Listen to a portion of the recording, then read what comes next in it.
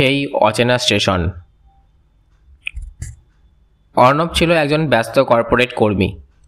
সারাটা দিন তার কেটে যেত ফাইল আর মিটিংয়ের ভিড়ে।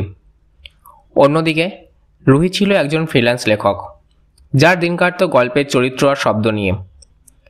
তাদের দুজনের জীবনযাত্রা ছিল সম্পূর্ণ ভিন্ন, তবু হয়তো ভাগ্য তাদের এক নতুন সুযোগ বাঁধতে চেয়েছিল। তাদের প্রথম দেখা হয়েছিল এক রাতের ট্রেনে। অর্ণব জরুরি কাজে কলকাতা যাচ্ছিল, আর রুহি যাচ্ছিল তার দাদুর বাড়ি বেড়াতে, এক ছোট শহরের দিকে। রুহির সিট ছিল অর্ণবের পাশে। অর্ণব তার ল্যাপটপে কাজ করছিল, আর রুহি তার নোটবুকে নতুন গল্পের প্লট লিখছিল।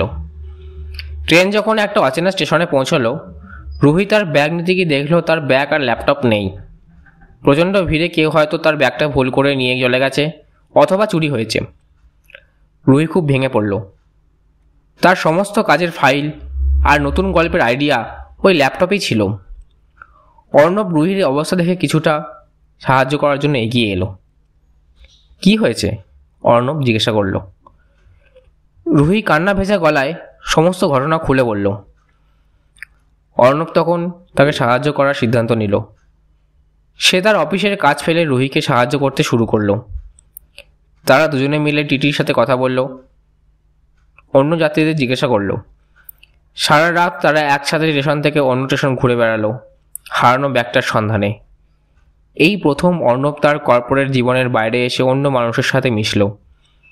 আর রুহিও দেখল ব্যস্ত কর্পোরেট কর্মীদের মধ্যেও একটা দয়ালু মন থাকে। সকালে একটা ছোট স্টেশন থেকে তাদের ব্যাগটা খুঁজে পাওয়া গেল। এক বৃদ্ধ যাত্রী ভুল করে ব্যাগটা নিয়ে নেমে গিয়েছিলেন। পরে ভুল বুঝতে পেরে স্টেশন মাস্টারের কাছে জমা দিয়ে যান। রুহি অর্ণবের দিকে তাকিয়ে হাসল, বলল, আপনি না থাকলে আমি হয়তো পাগল হয়ে যেতাম। অর্ণব হেসে বলল, আমিও জানতাম না একটি ব্যাগ খুঁজতে গিয়ে রাতারাতি একজন লেখকের বন্ধু হয়ে যাব।